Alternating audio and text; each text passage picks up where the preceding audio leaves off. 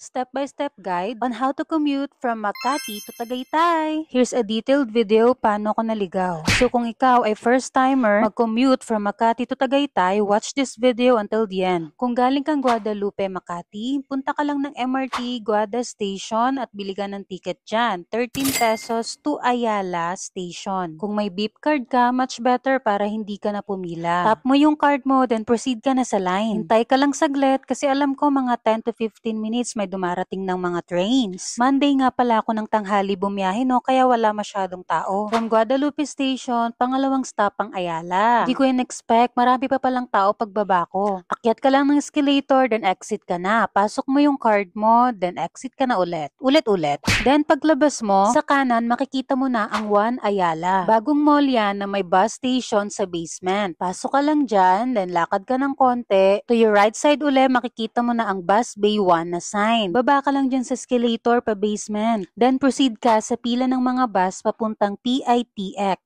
25 pesos ang bus fare from One Ayala to PITX. Tapos pagkabayad mo, magmuni-muni ka na. Siguro mga 30 minutes din bago kami nakarating dito sa PITX. Pagbaba mo, proceed ka na sa loob. After security, tingala ka lang ng konti, makikita mo na to. Diyan mo makikita kung saang gate ka pupunta next. Take note, Gate 2 ang Patagaytay. Kung nagugutom ka naman, kumain ka muna. Maraming kainan inside PITX. Take note din na mahaba-haba ang biyahe from PITX to Tagaytay. Kaya kung nagugutom ka o kahit slight na nagugutom ka, naku, ikain mo muna yan bago ka sumakay ng bus. Lalo na kung sa alanganing oras ka biyahe, hindi dire-diretso ang bus Patagaytay. Maraming mga stopover yan para magsakay ng ibang pasahero. Kaya eat first at magbaon ng water. After that, proceed ka na sa second floor. Hanapin mo na yung gate 2. Once makita mo tong Isbaro at Watson dun sa tabi, sa harap niya, nandun na ang gate 2. Exit ka lang at makikita mo na ang bus Patagaytay na may mga signboard din pa Alfonso. SMDC Tagaytay pala ang pupuntahan namin, 120